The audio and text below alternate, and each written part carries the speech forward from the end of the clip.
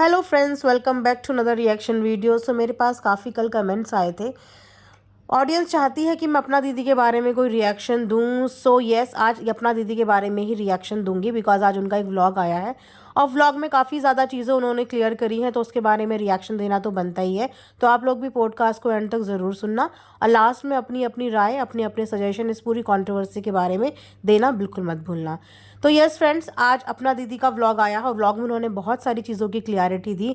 जैसे कि आपने अगर अपना दीदी का व्लॉग देखा होगा तो आपने टालू भैया का व्लॉग भी देखा होगा, जिसमें वो ये बोलते हुए नजर आए कि मैं माफ़ी मांगने को तैयार हूँ, कोई माफ़ तो करे, कोई फ़ोन तो उठाए, कोई घर तो बुलाए, किसी ने एड्रेस नहीं दिया, किसी ने पता नहीं दिया। तो उन सारी बातों का जवाब आज अपना दीदी ने दिया है और यकीन मानो अपना दीदी की ये दी हुई क्लेरिफिकेशन से मैं काफ़ी संतुष्ट हूँ बिकॉज मैं हमेशा से यही चाहती थी कि जब कोई आपके ऊपर सामने से वार करे तो तभी आप उसका तुरंत आंसर करो। ये नहीं कि आज की बात का जवाब आप 1 महीने बाद, 2 महीने बाद या 6 महीने बाद दो, जब दुनिया भूल भी जाती है। बिकॉज बोलते हैं ना कि जब गर्मा गर्म मुद्दा छिड़े तो उसी समय अगर आप अपनी सफाई दे दो तो आप गलत या सही वहीं पे साबित हो जाते हो।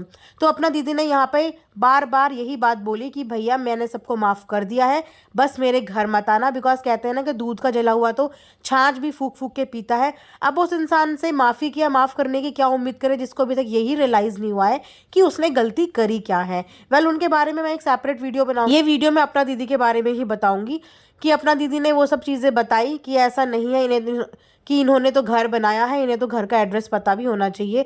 और रही बात देखो एड्रेस की, तो अपना दीदी तो बहुत बार अपना एड्रेस बता चुकी है, अपनी शॉप का एड्रेस बता चुकी है, लेकिन फिर भी बोलते हैं ना कि लोगों को अपनी सफाई देने के लिए कुछ भी झूठ बोलना है तो वो कुछ भी झूठ बोलेंगे। साथ ही साथ उन्होंने ये भी बताया कि उनकी जो आज ये बीमारी है, इस बीमारी का रीज़न क्या है। इनफैक्ट ये इंटरव्यू में भी ये बात बता चुकी थी कि आज जो उनकी बीमारी का कारण है वो यही है कि जिस समय चंडीगढ़ गई थी उस समय उन्होंने 2-2.5 महीने जो वहाँ पे बिताए थे, उन दिनों में इन्होंने ना तो ढंग से खाया और वहीं से इनकी तबीयत जो है वो बिगड़नी शुरू हो गई बिकॉज कोई केयर करने वाला नहीं था और बच्चों की केयर में ये लगी हुई थी।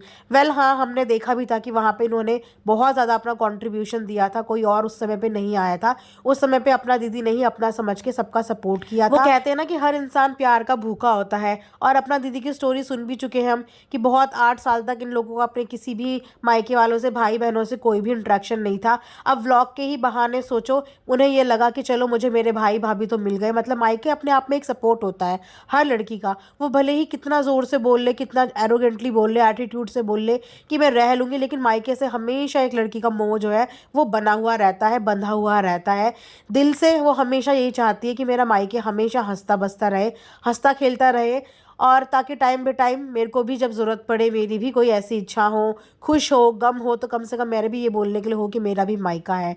तो लगता है जब उस समय पे इन्होंने अपनाया, चंडीगढ़ वालों ने अपना दीदी को, तो उनको बहुत अच्छा लगा और उन्होंने अपने दिल से, अपनी खुशी से उनके लिए वो सब कुछ किया जो शायद वो बहुत टाइम से एक्सपेक्ट कर रही थी। तो परिवार को एक साथ कौन नहीं देखना चाहता, लेकिन शायद उन लोगों ने सिर्फ एक कंटेंट के लिए यूज़ किया होगा या एक व्लॉगिंग के पर्पज़ से ही लिया होगा। बिकॉज अगर दिल से रिश्ते जुड़ जाते हैं तो फिर वो रिश्ते कभी टूटते नहीं, लेकिन लगता है वो रिश्ते दिल से नहीं, वो रिश्ते सिर्फ और सिर्फ काम से जुड़े थे। जैसे ही काम निकला, काम गड़बड़ाया, वो रिश्ते भी डगमगाने लग गए। तो वहीं से इन्होंने ये बताया साफ साफ कि आज जो मेरी हालत है उसका कहीं ना कहीं वजह चंडीगढ़ से ही है। उसके बाद उन्होंने टालू भैया के बारे में भी बहुत सारी चीज़ें बताई कि टालू ने एक बार नहीं, 2 बार नहीं, कई बार बेइज्जती करी है, कई बार मुझे रुला रुला के भेजा है।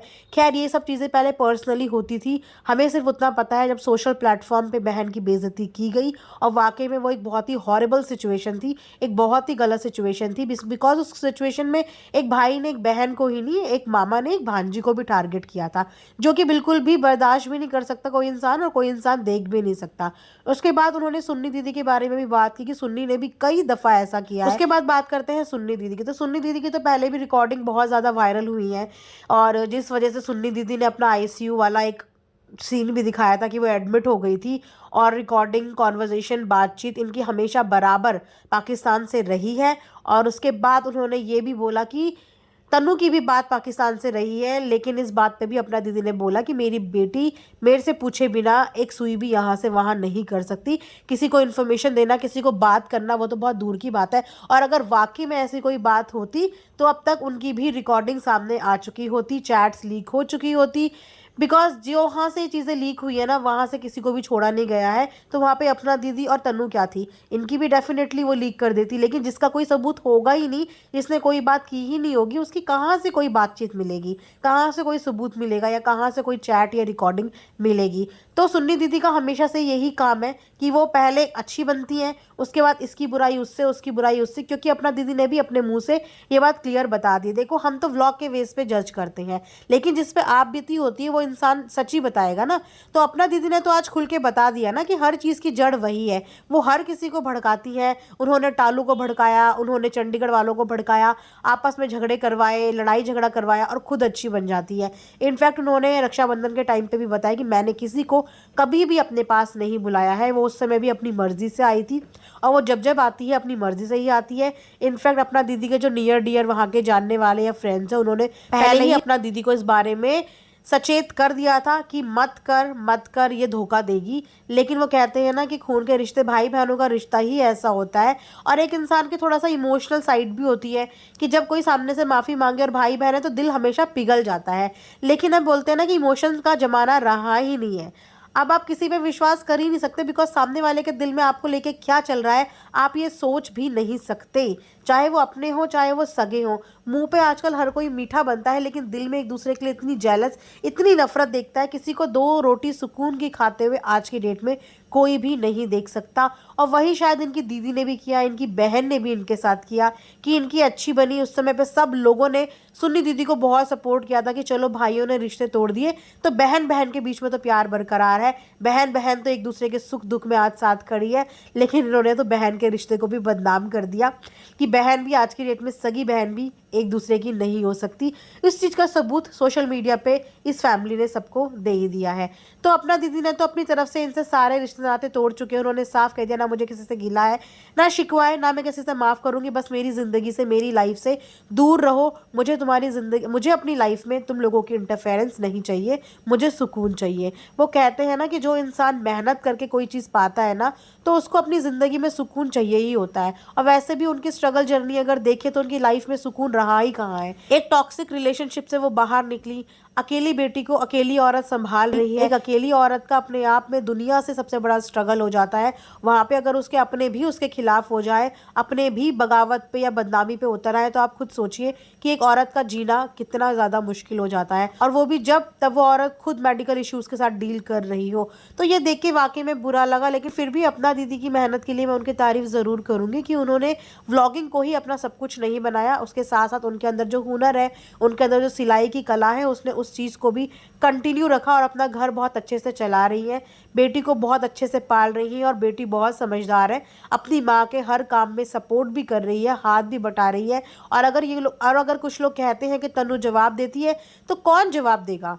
एक बंदे के साथ जवाब देने के लिए पूरा परिवार, बेटे, बहू सब हैं। और एक औरत के साथ जवाब देने के लिए अगर उसकी बेटी उसके बिहाफ में जवाब दे दे, तो वो बेटी बदतमीज़ और बुरी कैसे हो गई है? और दुनिया का कौन सा बच्चा अपनी माँ के लिए कुछ सुन सकता है? कोई भी बच्चा अपनी माँ के लिए कभी भी नहीं सुन सकता। चलो एक बार माँ चुप करा देगी, 2 बार माँ चुप करा दी, लेकिन जैसे जैसे बच्चे बड़े होते हैं ना, बच्चों के अंदर भी इमोशंस डेवलप होते हैं। वो अच्छा और बुरा समझते हैं। और लड़कियों के अंदर ये मैच्योरिटी बहुत अच्छे से आ जाती है। और क्योंकि ये फैमिली भुक्तभोगी है, एक ऐसी बच्ची जिसने बचपन से अपने घर में किसी आदमी का प्यार ही नहीं देखा, रिश्तों के नाम पे ना बाप, ना भाई, ना बहन। सोचो कि उस बच्ची के लिए उसकी माँ ही सब कुछ है। और अगर उसकी माँ को ही इस तरीके से दुनिया ताने देगी, दुनिया छोड़ो अपने ताने देंगे, कैरेक्टर पे उंगली उठाएंगे, इतना कुछ बोलेंगे, तो वो बच्चा कब तक बर्दाश्त करेगा और क्यों बर्दाश्त करेगा?